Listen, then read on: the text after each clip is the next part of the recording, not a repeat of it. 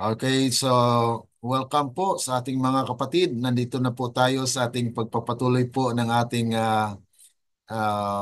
serye. Especially po dito sa pag-review po ng ating Sabbath School lesson.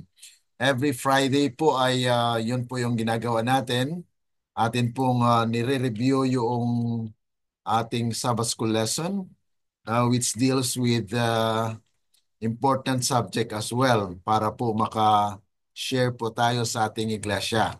Kaya nga po, ito po yung title po ng ating review ngayon ay Fulfilling Old Testament Prophecies. So, magbibigay po tayo ng mga insights sa ating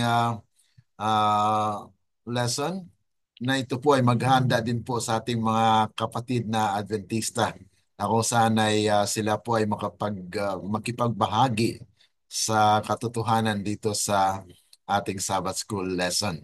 Okay? So those who are following us on our FB Live, we are so happy to welcome you and kami po ay nagpapasalamat na nandyan po kayo na nagsusubaybay po sa ating daily daily program po. This is Monday to Friday. Kung Sabado po ay tayo nasa church at kung Sunday naman ay tayo po ay may family time, ano? Na whatever activities that we may have on that day is actually intended for our family and for friends. Okay, so ngayon po ay dito na po tayo sa ating pagpapatuloy sa ating Sabbath School lesson.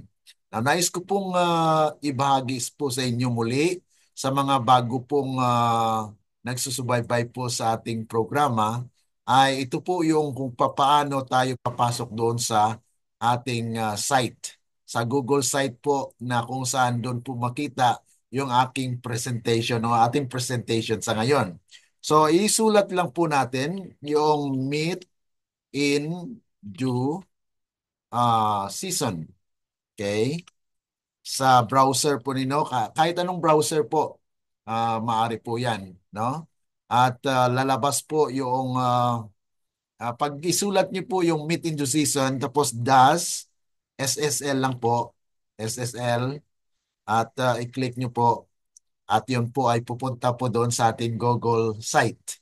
At makita niyo po diyan yung Sabbath School Meet in Due Season Advanced Commentary. So just click that one and then it will navigate you to our page, to our site.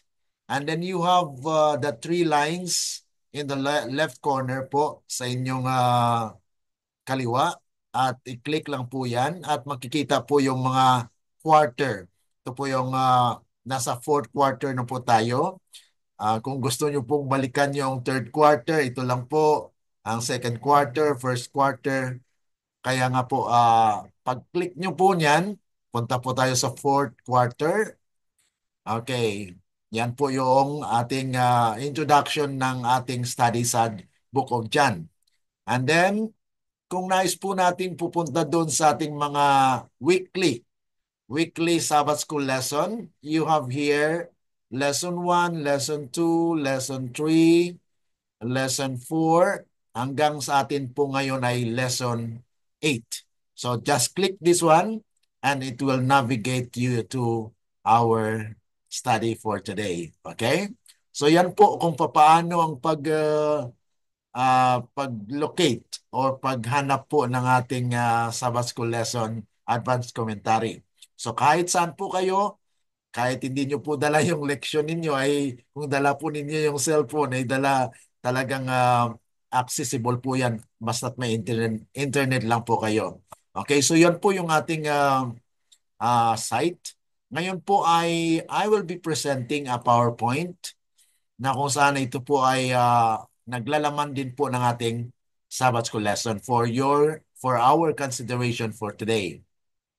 Okay. So ito po yung ating PowerPoint that will be presented during the course of study sa ating pong pagre-review, ano? At ito po ang ating uh, logo or the picture for the week na kung saan ay these are fulfillment Old Testament prophecies. Okay? So ito po ang mga teksto na pag-aaralan for the week actually. At kung mayroon po kayong spare time, then you can read them in your own spare time, no? And then ito po yung ating prayer thought bago po tayo magpatuloy ng ating pag-aaral po dito sa ating Sabbath School. Sabi po rito, an ordinary mind trained to obey, thus saith the Lord. So kung ating isipan po ay talagang na-train na kung ano pong sinabi ng Panginoon, ay yun po yung dapat, thus saith the Lord, is better qualified for God's work. So it's better that we know what is the words of the Lord, that we may follow them. Sangsa, sabi nga po rito, than are those who have capabilities. Kasi may mga capable naman ng mga tao na magbibigay ng mensahe. Ngunit kung hindi po yan ay ayon sa salita ng Diyos, ay wala pa rin po yan. Kaya sabi rito, but do not employ them rightly. May capabilities nga po, pero hindi po na-apply ng tama. Christ is the truth because He is the fulfillment of ancient prophecies. Men may take pride in their knowledge of worldly things, but if they have not a knowledge of true God, of Christ, the way, the truth, and the life, they are deplorably ignorant, and their knowledge will perish with them. So ang karunungan po na pangsanglibutan ay kwan lang po yan, temporary, nawawala po siya, deplorable, no? Ngunit kung tayo po ay may karunungan at alam po natin yung sentro ng pinagmulan ng buhay. Kasi sabi nga po dito, the knowledge of the true God of Christ, the way, the truth, and the life. Siya lang po yung ang daan, katotohanan at ang buhay na kung saan na ito po ang dapat na mapasa atin. Dahil kung wala ito, we will perish. Mawawala lang po, mga kapatid. Secular knowledge is power. But the knowledge of the Word, which has a transforming influence upon the human mind, is imperishable. So, ibig sabihin nito mga kapatid, ang secular knowledge, yung makasanglibutan na mga karunungan, ay power. Sabi nga ni Ernie Baron dati, knowledge is power. But knowledge of the Word, ito naman po ay spiritual na kalagayan ng tao na kung siya po ay may karunungan doon sa salita ng Diyos, it has a transforming. Yan po yung nagbabago sa ating mga isipan at hindi po ito nawawala o hindi napapalong o talagang imperishable, hindi mamamatay, hindi mawawala po sa atin. Sabi nga po rito, it is knowledge sanctified. Yung sanctified po ay set us apart for a purpose. It is life and peace and joy forever. Kaya ito po ay nagdadala ng buhay, kapayapaan, at kasiyahan sa magpakailanman. The deeper knowledge men may have, sanctified wholly unto God, the more they will appreciate the value of Jesus Christ. Kaya kung marami po tayong karunungan o alam doon sa mga spiritual na bagay sa salita ng Diyos, ay yun po mga kapatid, ma-appreciate natin ang value ng buhay ni Kristo para sa atin. Okay, so with that in mind, ay atin pong idalangin na tayo po ay gabayan sa ating pag-aaral ngayon because our study will focus on Jesus Christ, the fulfillment of the ancient and the Old Testament prophecies. Okay, let's pray. Our dear and kind lovely Father, kami po ay lubos na nagpapasalamat muli na kami po ay tinipon sa oras na ito upang ipagpatuloy po ang mga aral ninyo sa inyong mga salita sa pamagitan po ng Sabbath School lesson na ito po ay ginawa para po sa lahat ng mga Seventh-day Adventist at even those people who are interested to know it. Kaya nga po't aming inihiling at pinasalamatan kayo dahil sa you have promised that when we ask for the Holy Spirit, you will bestow them for our understanding at maalaman at maunawaan po namin ang inyong mga salita.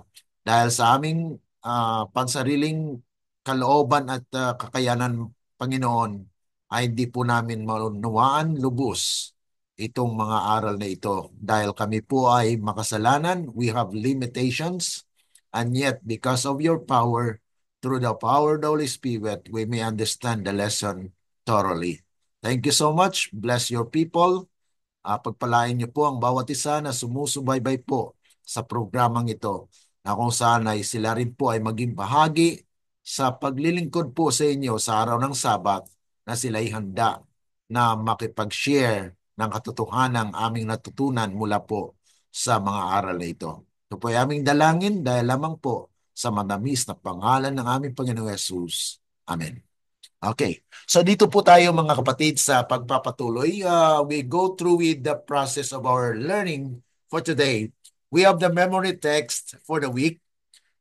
It's found in chapter 5 of John, verse 36. It says here, "But I have a greater witness than John's, for the works which the Father has given me to finish.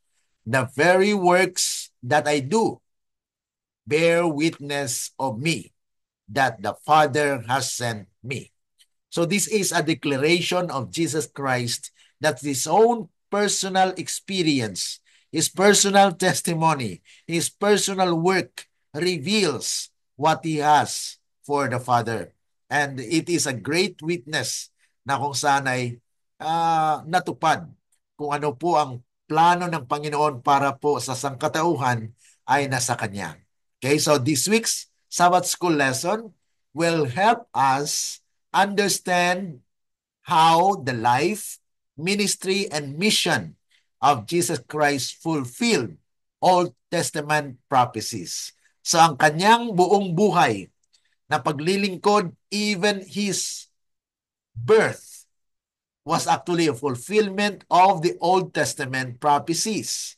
And so this is a declaration or tinatawag nating evidence that the scripture na ang kasulatan po, ang Biblia, ay kinasiyan po ng Banal na Espiritu. Dahil ito po ay naglalarawan ng mga propesiya na darating at yan po ay na-fulfilled in the life of Jesus Christ. Na kung saan ito pong ating pag-aaral will strengthen our faith in God's Word and His divine plan of salvation. Na tayo po ay makakatiyak na ang salita po ng Diyos ay talagang tunay. At ang kanyang mga pangako ay sadyang matutupad dahil ito'y natutupad sa buhay ni Kristo. This will also align with the topic by focusing on the connection between prophecy and its fulfillment. Na kung saan atin pong matunghayan at there are comments or mga talata na inspired from the prophet of the Lord. Na kung saan ito po ay magdagdag to emphasize the relevance of this process na ang ating pananampalataya ay lalo pong tumibay. Faith building and spiritual growth. Dahil mayroon lamang 4 na provision para po sa ating spiritual growth. Ano po? Una ay yung prayer. Okay? Yan po ang una. We need power. Pangalawa, study. Study the scripture. And then, pangatlo, worship or tinatawag natin individual na ating karanasan na nag-worship sa ating Panginoon. So that is a providence where we commune with God. And then, pang-apat po, ay witness. Tayo po ay mga witnesses to such power that we grow in Christ na tayo po ay lumago sa ating relasyon sa ating Panginoon. Okay, so ito po yung outline ng ating study.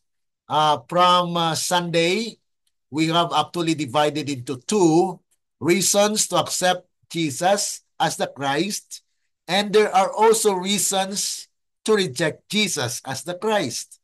So there are two opposing influences that may struck a person when he encountered the truth. Ay, may dalawa lang po yan eh. Una, ay ma-accept siya o hindi. Yung pangalawa, yun po talaga yung rejection. Ano? So anong mga reason? Reason to believe and reason to reject. Yan po yung talakayan po natin dito. At ito po ay ongoing na kung saan ay mararanasan po natin sa ating buhay. So ang unang bahagi po rito ay reasons to accept Jesus as the Christ. What are those reasons? Bakit po ba na tayo nagtitiwala na si Kristo ang siyang ating tagapagligtas? Una po ay dahil sa kasalanan, mga nangyari o wonders, and then evidence of the Father. So ito po yung mga ebidensya kung paano po ang Panginoon ay nagbigay sa atin ng pag-asa na bagamat nandyan po yung presensya ng kasalanan ay sa pamagitan ni Kristo, ang lahat ng iyon ay mawawala. Kaya nga po sa mga komento ni Ellen G. White, atin pong sinaliksik, ano? Tayo po ay tumungo sa Golden Bowl. Yung Golden Bowl po ay talagang ginintuang mangkok na kung saan doon po manggagaling yung inspired na writings ni Ellen G. White ng Panginoon actually. Dahil doon sa Zechariah chapter 4, atin pong napag-aralan sa ating serye na when God's Spirit comes, He will guide us into all truth. Kaya nga po, yung two pipes ay nag-brought out, empty themselves, the golden oil from the two olive trees, and it brought about the truths contained in the golden bowl. Kaya nga po ito ay atin pong tingnan sa Spirit of Prophecy kung ano po ang mga katotohanan na ating matatagpuan as the inspired writings had mentioned. Kaya sabi po rito, Ellen G. White's address these themes individually and collectively, often in relation to the character of God, Christ, ministry, and the great controversy between good and evil. So ito po yung mga iba't ibang mga talata na atin pong mapapansin at mababasa po sa Espiritu ng Hula. Una po rito ay on sin, patungkol po sa kasalanan at karakter ng Ama. Okay? So sin as the misrepresentation of God's character. Ano pong sinabi ni Ellen G. White patungkol po rito? Sabi po rito, sin originated in self-seeking. Yung sa paghanap na makasarili. So ibig sabihin mga kapatid, kung tayo po ay naghanap sang-ayon lamang sa ating personal na yung gain na parang self-serving. Ano? Sabi po rito, Lucifer, the covering cherub, ito pong nangyari sa kanya, desired to be first in heaven. He sought to gain control of heavenly beings, to draw them away from their Creator, and to win their homage to Himself. Kaya makasarili ay yan po ang maging hamon po sa bawat isa sa atin, ano? Na we are not exempted because we are a person. Tayo po ay persona na kung minsan ay tataas po ang ating sarili. Dahil ang sentro po ng sin is I. Ganon din po yung pride. Ano? Ang center po niyan ay I. Ano? Ang sin, S-I-N. Ang pride naman, P-R-I-D-E. So the center of sin is I. So when I is dominant in our being, then we will be in the danger zone. Ellen G. White highlights that sin distorts the true character of God. Kaya yung kasalanan po, yun ang nagsira ng larawan ng Diyos sa ating buhay. Kaya nga po, kinakailangan si Kristo. So yan po yung Christ-centered. Ano? Ang sunod po rito, the role of Christ. Ano po ang role ni Kristo? Dahil pumasok yung kasalanan. Okay. The role of Christ in bearing sins. Ito po ay may kaugnayan, ano? Talagang kwan po siya. There are connection or links na atin po makita yung mapanghula na pananaw po ayon po sa espiritu ng hula. Kaya sabi po rito, Christ was treated as we deserve. Hindi sana si Kristo ang maghirap, ano? Pero dahil pumasok ang kasalanan, then He pursued the plan of salvation. Sabi nga po rito, He was condemned for our sins, in which He had no share, that we might be justified by His righteousness, in which we had no share. Walang share si Kristo sa kasalanan natin, pero inako niya. At binigyan po tayo ng justification, na kung saan ay wala rin po tayong share doon. Ibig sabihin, ang kaligtasan po natin ay regalo. Okay? Biyaya ng Diyos. Kaya wala po tayong ipagmayabang na sabihin natin, pag hindi ako mag-decide, hindi ako maligtas. Mga kapatid, pasalamat ka nga. God offers us salvation. And when we know the truth and light shown in our lives na suminag or umilaw, natanggap natin o tumanggap tayo ng liwanag, ay talagang yun po ay magbago ng ating buhay. Ano? At yun po yung nagagawa ng ating Panginoon na ang role niya po is actually to substitute, na sa halip na tayo ay siya po ang umako nito, na ang katwiran naman ay mapasa atin na wala rin po tayong kabahagi doon.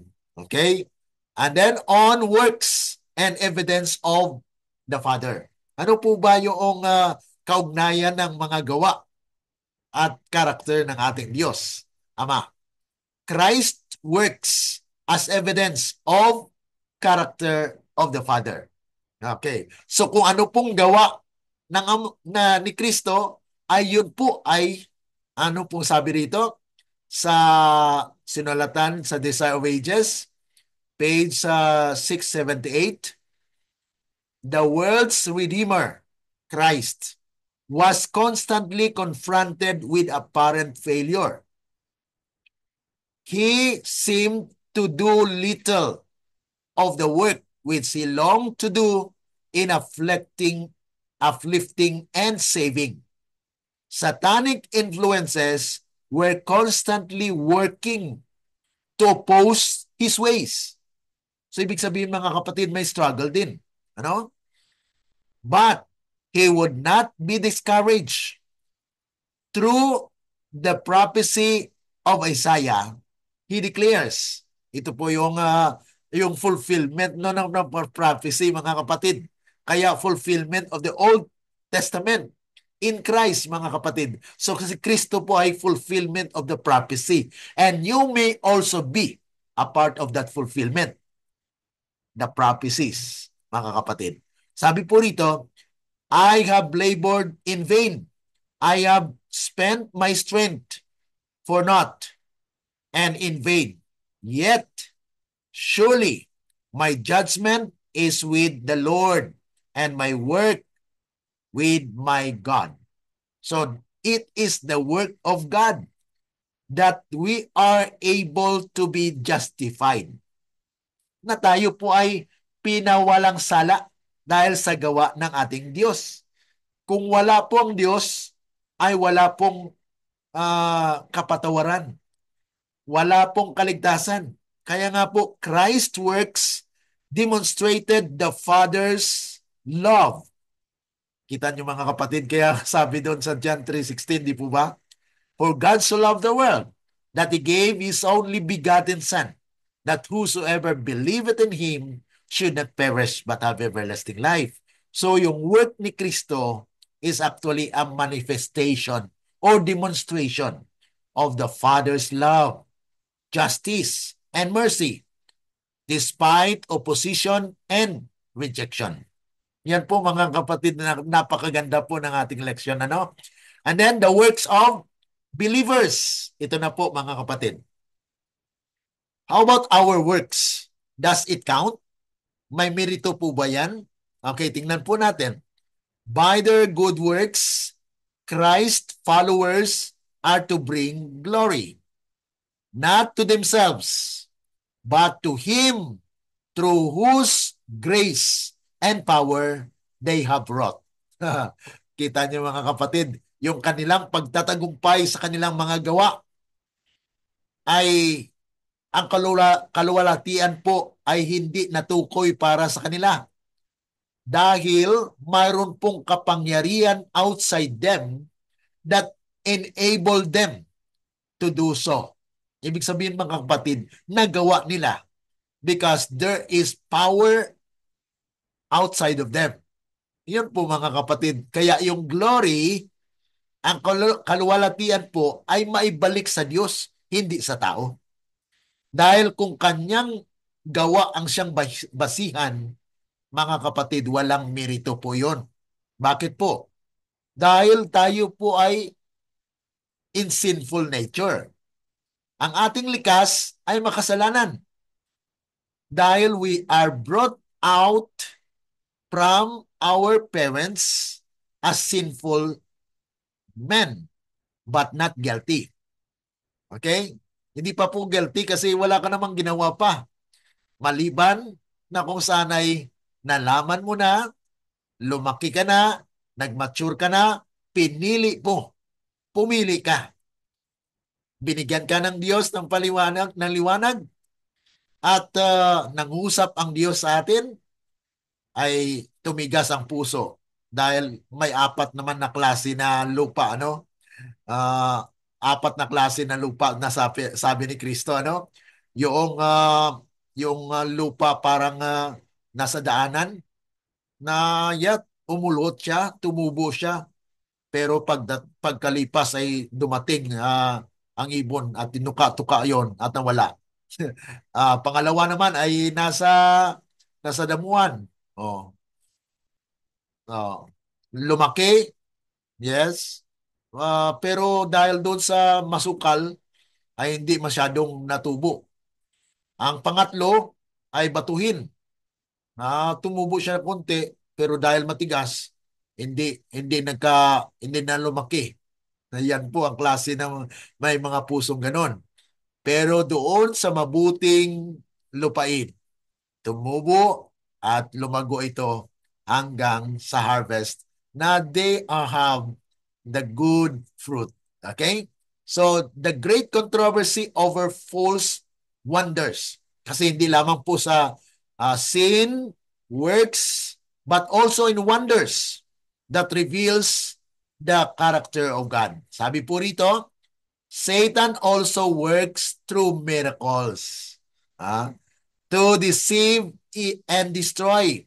He will set up his power as supreme. The church may appear as about to fall, but it does not fall. Why? It remains while the sinners in Zion will be sifted out. Mayroon pa pong purification. The chaff separated from the precious wheat. This is the terrible ordeal, but nevertheless, it must take place. Napakasagrado ito mga kapatid na gawain, ano? Na it's kagilagilalas dahil mayroon pong tatanggalin. Mayroon pong mawawala. At ang matitira mga kapatid, ang siyang makapangyarihan, the wonders of God. Sinabi nga po sa Zechariah, they are the men wondered at. Sila po yung mga kahangahangang mga tao in these last days na mangyari po ng kanilang buhay ay sakdal. Okay? So, we must consider this as evidence of the Father. Jesus performed many signs as well that made him a special person. So, whatever his work was, it is a demonstration of what the Father has wrought upon him. Kung ano po ang pinagkaloob ng Ama nasa Kanya. Dahil sabi niya po na ang Ama ang nagpadala sa Kanya. So hindi niya po binaliwala ang kalagayan, ang role ng Father. The Father is the one that sent him to be the substitute for our sins. So many people wondered if Jesus was the Christ. When asked directly about this matter, Jesus presented all these signs and evidence of his union with the Father. Kaya nagsasabi po talaga siya na I and my Father is one. So yan po mga kapatid, ang kanyang fulfillment na kung saan ay these are the things that we need to, the reasons why we accept Jesus as the Christ.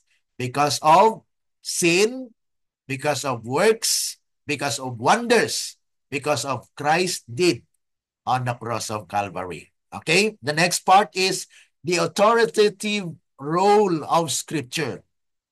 Evidence from the Scripture. Ito naman po mga bahagi mga kapatid na kung saan ay may rason. May rason na tayo nagtitiwala na kumikilala po kay Kristo, kay Jesus Christ as Christ because the Bible, the Scriptures say so. So Ellen G. White in this part, mga kapatid, ay na mayroon din po mga komento na kung saan ay sabi nga po dito, emphasizes the authoritative role of Scripture and its relevant base reliability.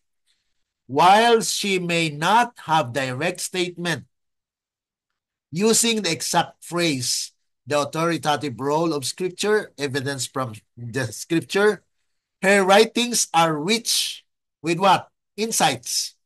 Mga puno siya ng mga insights o pananaw na nag-affirm o nagpapatibay ng konseptong ito. Una po dito ay Scripture as the ultimate authority.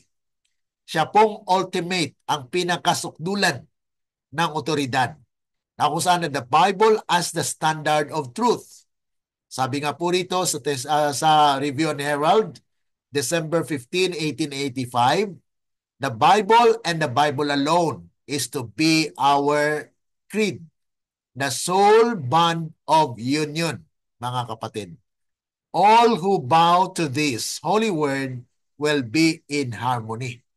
So thus saith the Lord. Hindi ibig sabihin mga kapatid na 28 fundamental doctrines lang ang creed natin. Ang creed po ay nasa Bible.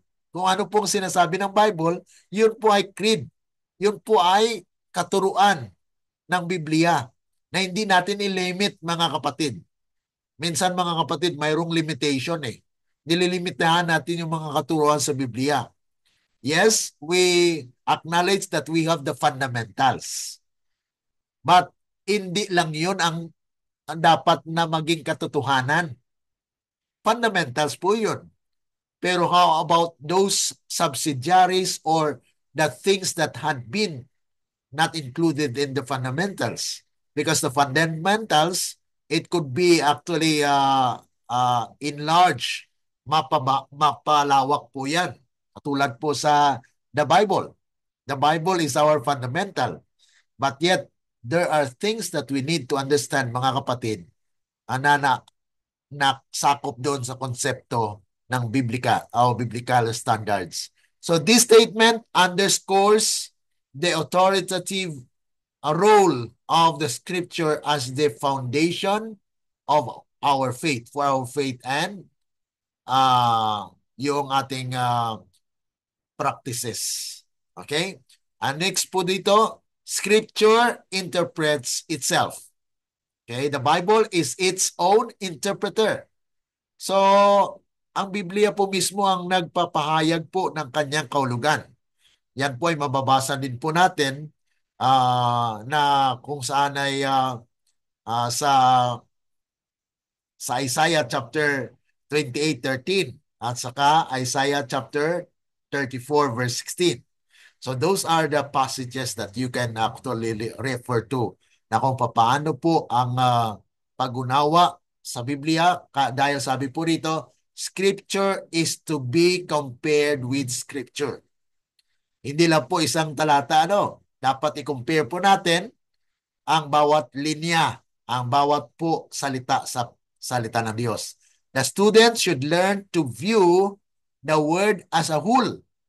Yun po ang tinatawag natin na yung the whole context, the wider context of what the Bible or the scripture will say. Halimbawa, Daniel. You are studying Daniel. And then you need to acknowledge that there is a context of that. Okay? Konteksto niya. At saka mayroon po siyang wider context. Yung wider context are spread among the prophets and even to the New Testament as well. So she emphasizes the self-evident and harmonious nature of the Bible as evidence of its divine origin. Ano pa po mga kapatid? Evidence of Scripture's divine origin, fulfillment of prophecy. Kaya doon po mga kapatid napapatibay ang ating pagtitiwala ng Biblia ay totoo dahil sa fulfillment ng mga prophetic declaration ito. So the fulfillment of prophecy serves as evidence. Kaya may reason tayo. Reason to believe that Jesus is Christ. Okay? Transforming power of Scripture. May kapangyarihan yung salita ng Diyos. Dahil po sabi diyan, na the scriptures are the great agency in the transformation of character. Sabi doon sa John 17:17, sanctify them by the truth. Thy word is truth. So ang katotohanan po, ang salita ng Diyos, ang siyang nagbabago ng ating buhay. Hebrews chapter 4 verse 12, the scripture is like two-edged sword. Ay para bagang espada na may dalawang silab, ano? Na kung saan yan po ay talagang nagpipenetrate sa ikalaliman ng ating kaluluwa. The scripture as defense against error. Scripture as the test of all doctrine.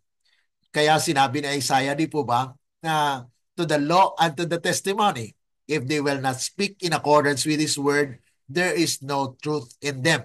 Therefore, the Bible should be accompanied by the testimony that makes it able to be an authoritative source of the truth na kung saan ay ang liwanag ay nasa kanya. So L.G. White here highlights the Bible's authoritative role in guiding faith and exposing error. Dahil kung alam mo ng katotohanan, then pag may dumating sa iyo, alam mo, ito ba ay katotohanan o hindi? So you can compare, mga kapatid. Okay? And then the role of Scripture in the great controversy. Ang role po ng Scripture ay talagang napakakwan po ito. Dahil ang sabi po rito, in our time, ito po ay connected sa ating relative sa ating kalagayan ngayon. In our time, there is a wide departure from their doctrines and precepts. And there is a need of a return to the great Protestant principle. The Bible and the Bible only as the role of faith and duty. So kaya nga po, she calls for a reliance on Scripture as the ultimate authority in spiritual matters. Ito po ang reason ng iba, no, na dahil ang Bible is the authoritative source of everything. Siya po yung sole authority. Yes, but we know that the Bible was written and it should be understood spiritually. And our nature is spiritually blind. Tayo po ay bulag. Kaya nga po sabi doon ng kalagayan po ng Laodicea, you need to uh, buy gold tried in the fire and white cloth, and then eye salves that you can see. So ang kalagayan po natin ay may pag-asa kung yun po ay mapalitan ng tinatawag nating gold. Ibig sabihin, our faith and love will be tested and our righteousness will be nothing. Christ will give us righteousness. Yan po yung Christ, our righteousness. The white clothes na ibibigay po ng ating Panginoon. At yung eye salves that we may see. Yan po yung spirit of prophecy that will open our eyes that we may see spiritual things. So there are evidences from the scripture that we can count on, that we can believe that Christ is the fulfillment of the prophecy. Okay. Next dito po ay Old Testament prophecies of Jesus na nabanggit po sa Old Testament about Jesus. Part 1 and Part 2 po ito. Kaya dito po ay mapapansin natin na mayroon po mga statement from the Spirit of Prophecy. Sabi po rito, Ellen G. White affirms the importance of Old Testament prophecies as evidence of Christ's divine mission. Kaya yun po ay talagang suportado po ang ng inspiration yung mga fulfillment na kung saan may statement po si Ellen G. White at even Victor Hotif, the one that Ellen G. White was predicted, he has also something to say about this. So it says here, Christ in all the scriptures. The Savior's coming was foretold in Eden.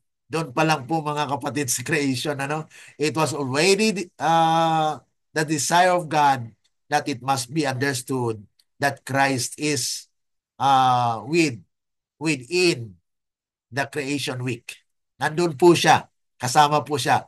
Because sabi po ni John, di ba? Chapter 1, John 1:1, in the beginning was the Word, and the Word was with God, and the Word was God. And verse 14, and the Word made flesh and live among us. And that was Jesus. So Jesus existed before he was born. And so these are the things that are foretold in the Old Testament. The Messianic prophecies are evidence of Scripture's authority as well. The types and symbols of the Jewish economy and the prophecies of Old Testament are full of the gospel of Christ. So the prophecies of the Old Testament point forward to the mystery of redemption. That's why Romans chapter 16, verse 25 tells us that the gospel of salvation was actually kept as a mystery for a long, long period of time, but it was revealed in the time of Jesus. So Jesus was the fulfillment of the prophecy. Fulfilled prophecies validate faith. Yung mga natupad na mga hula, mga kapatid, ay nagpapatibay, nagbabalidate ng ating pananampalataya na talagang tunay na ito'y totoo.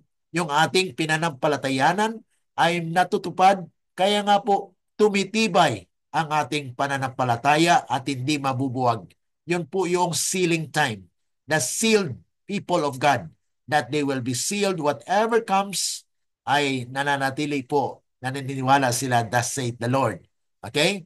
So may mga evidences po dito in the prophecies in the Old Testament.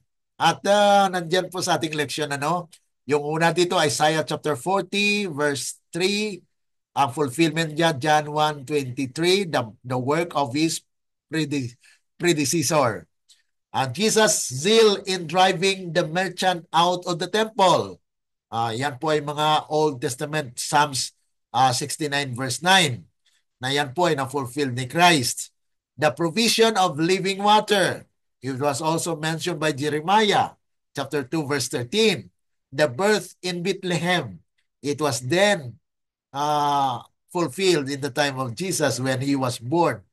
as what Micah has prophesied. The greeting of the multitude upon entering Jerusalem. Yan po ay nakasulat sa Old Testament. The triumphal entry into Jerusalem. The betrayal of a friend. Ah, the soldiers divide up Jesus' clothes. Yan po ay nakasulat sa Old Testament. Thirst during the crucifixion. Nauhaw din po siya. Yan po yung sabi sa 69 ng Psalms. No bones are broken in his death. Wala pong nabalian, na buto. Bagamat sa bugbog po siya sarado sa torture, pero wala pong nabalian na buto. And then pierced by a spear. And then the resurrection. So these are all evidences that the Bible is actually authoritative. Okay, next is the Old Testament prophecies of Jesus Part 2. Ito naman po ay kinuha naman natin yung mga statements from the Shepherd's Rod. Okay? The one that Ellen G. White has prophesied, that TM, Testimonies to Ministers 475, na sinabi po doon, somebody's to come to interpret. And so, the Shepherd's Rod also affirms the importance of Old Testament prophecies as evidence for Jesus' divine mission. So, makatugma pa rin po siya. Kaya nga po, wag na natin sabihin na kung atin pong sinasabi na itong kasulatan na ito hindi katanggap-tanggap, mga kapatid. Tayong mga Seventh-day Adventist ay kumukuha nga po ng komentary from Matthew Henry's Bible Commentary. Sino po ang sumulat nun? Protestant.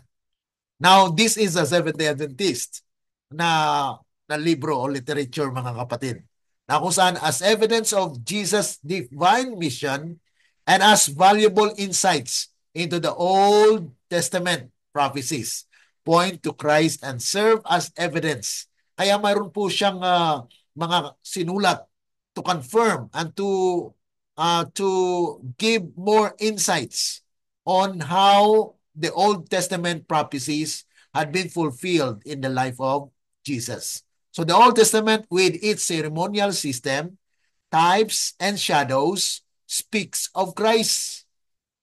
For He is the central figure of prophecy. Kita niyo mga kapatid? Talagang inspired po, mga kapatid.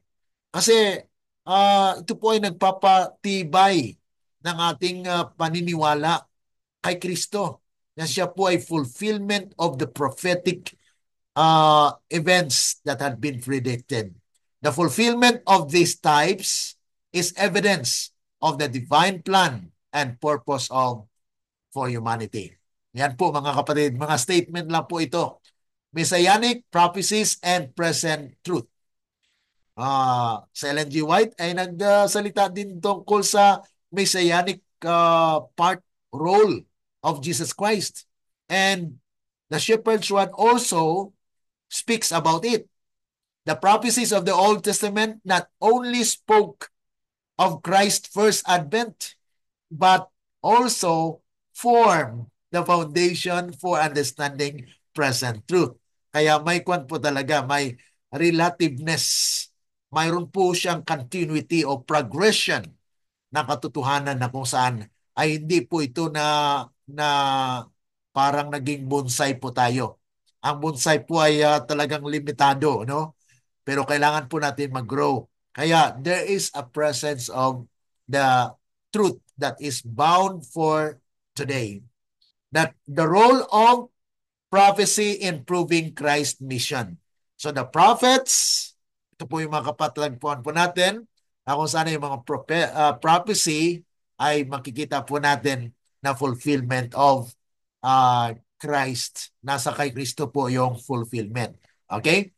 So both Ellen G. White, SOP, and the Shepherd's Rod writings affirm that the Old Testament prophecies about Christ's birth, life, death, and resurrection are clear evidence of Bible's divine origin. Kaya we can surely take the accounts of those writings because they are in harmony with what the scripture says. Kasi sabi nga po doon, to the law and to the testimony, if they will speak according to this word, uh, there is no, there is light, okay? Kung mag-speak po sila, uh, kung hindi sila nagsasalita according sa mga bagay na ito, ay wala pong katotohanan, walang liwanag sa kanila. Ngunit nakita po natin na they speak the same things, na ito po ay naglalarawan ng pagpatibay po ng ating pananampalataya.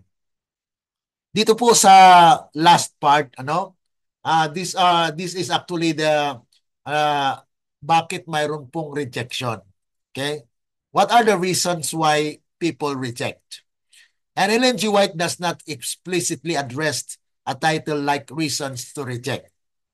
But Jesus as the Christ, as the primary focus on affirming Christ's divinity, mission, and role as the Savior. However, her writings often discuss why individuals or group rejected Jesus during his time. Bakit kaya nireject siya, mga kapatid? Una po dito ay misunderstanding of the prophecy. Yan, mga kapatid, ang unang reason. Ano? Bakit may rejection? Bakit nire-reject ng tao ang mensahe? Because they misunderstand the prophecy. Pangalawa po ay pride and self-sufficiency. Okay? So ang una doon ay ang insight natin doon, many today still reject Jesus because they misunderstood the role of Christ in their lives. So may mga misunderstanding, mga kapatid, ano? Kaya nga po tayo ay bilang bayan ng Diyos ay we need to understand the prophecy. That's why we are studying them through these prophetic insights. At pangalawang reason po, bakit nire-reject po ang mensahe? Because of pride and self-sufficiency. May pride po. Ay talagang hindi niya matanggap na ito ay katotohanan. So these are the things that we need to consider na kung saan ay na bakit kaya ito po yung mga rason na nire-reject po ang mensahe. So the religious leaders in Jesus' time believed they were spiritually superior. Yan po, mga kapatid, pride. Mas matagal ako sa inyo. Mas may alam ako sa inyo. So pride of opinion. Pride ng position. Yan po, mga kapatid. So insight, pride remains a barrier to faith.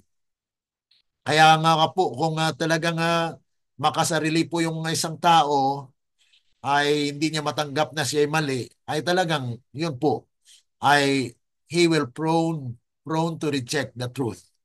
And then, pangatlo po na reason, love of sin. Minamahal niya yung kasalanan, kaya hindi siya makatanggap ng katotohanan. Ano? So, the character of Jesus excited the enmity of the wicked one. He was sinless, and his very presence made manifest the deformity of sin. Kasi parang sampal yan. Sampal sa mga taong makasalanan ang kanyang presensya. Kaya nga po, yung mga reformist sa ngayon, kung ikaw po ay makita nila na ina-apply mo po lahat ng reformation, yan po ay sampal sa kanila. Kaya matake pride po sila. Sino ba kayo? So they have pride, mga kapatid. Many rejected Jesus because his pure and righteous character exposed their sins and made them uncomfortable.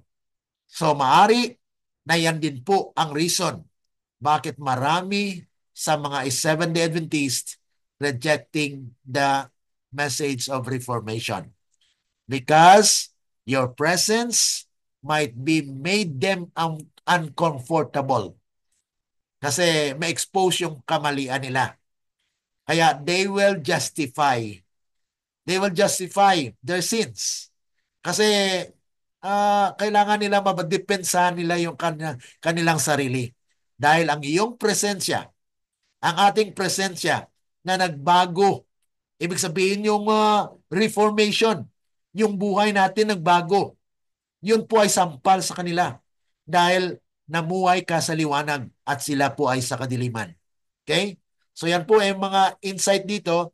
The love of sin blinds people to the truth of the gospel. Kaya kung may pagmamahal ka sa kasalanan, love na love mo yung kasalanan, hindi mo maiwanan, ayun po mga kapatid.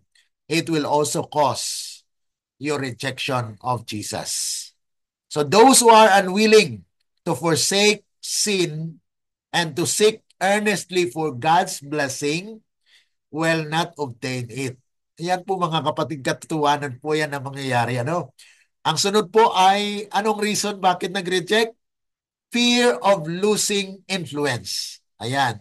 Yun din pong nangyari kay Kristo. No? Para bagang nakita nila si Kristo na naging popular. And so they actually attacked the person. Yan din po ang mangyayari in these last days. Kaya religious leaders rejected Jesus out of jealousy. Kaya wag po tayong mabigla or ano tawag nito? Mag ma-discourage, ano? Kung mayroon po mga tao na maggawa ng laban sa iyo dahil siguro ay jealous sila because of your presence, because of what you are doing, that yung ginagawa po ninyo o ginagawa natin ay sampal sa kanila dahil hindi po nila ginagawa yun. Yan po isa sa mga katotohanan na cannot be denied. Kaya nga po bilang manggagawa po ng Panginoon, just do what God is pleased to see. Ah. So kung yan po ay para sa kaluwalhatian ng ating Panginoon, bakit hindi po? Just do it. Even people may reject or may oppose to what you are doing. Kaya ang insight po natin dito, power, struggle, and fear of losing control continue to prevent many. Kaya marami po talaga na they will be rejecting. They will not accept Jesus because they have position. Nakaupo na siya din eh. Ngayon kung tumanggap po siya ng mensahe na babalik siya sa zero, talagang ngayon po ay ayaw na nilang tumanggap. Yan po ang nangyayari ngayon.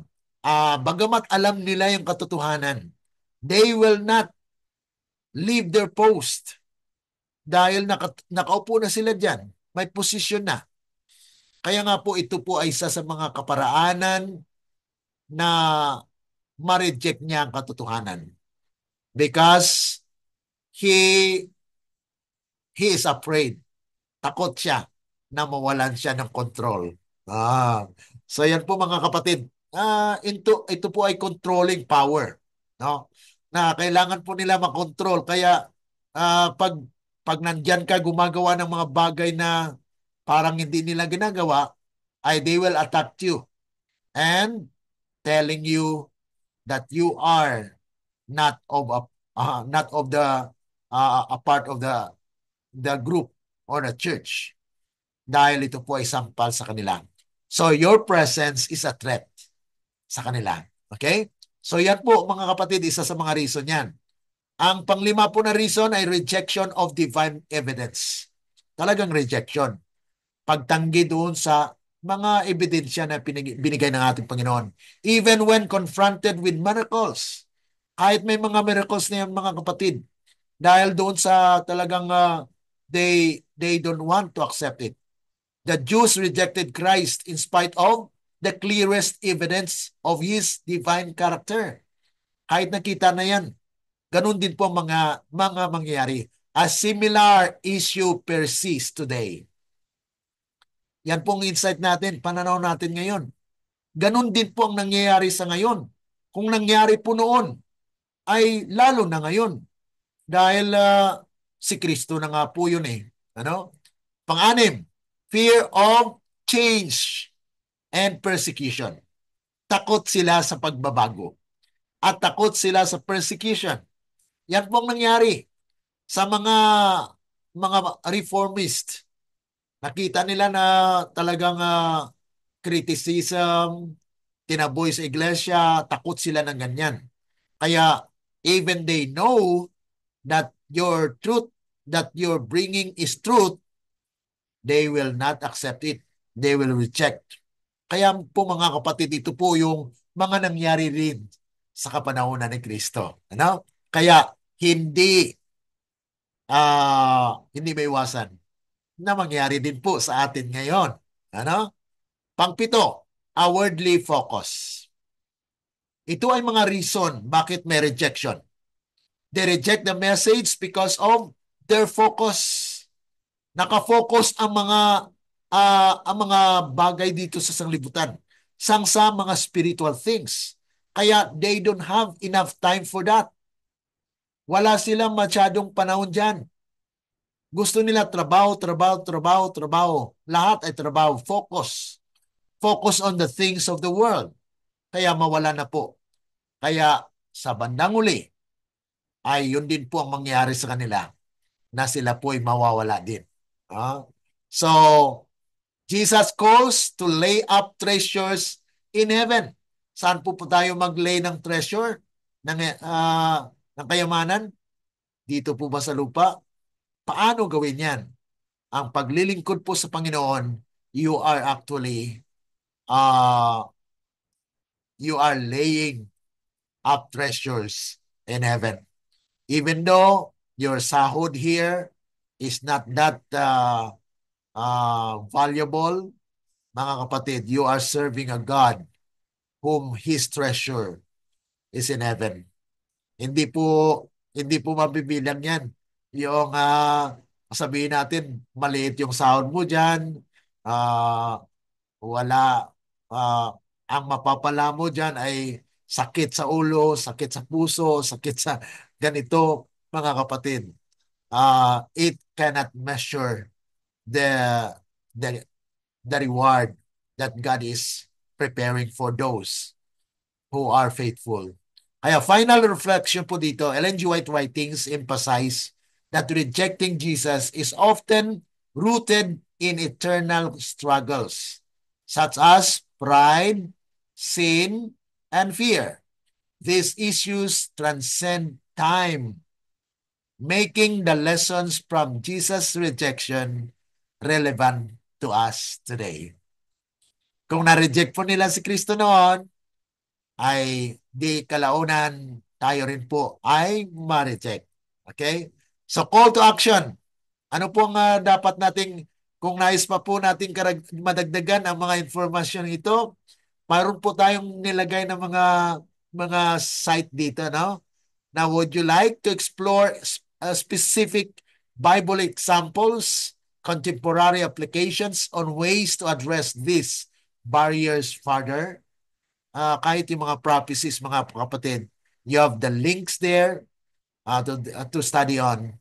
So conclusion, a presentation of discussion under the title Reasons or Reject Jesus as the Christ will explore these points from Ellen G. White's writings. Kaya marami po mga talata, mga passages na sinulat po si Ellen G. White patungkol po dyan.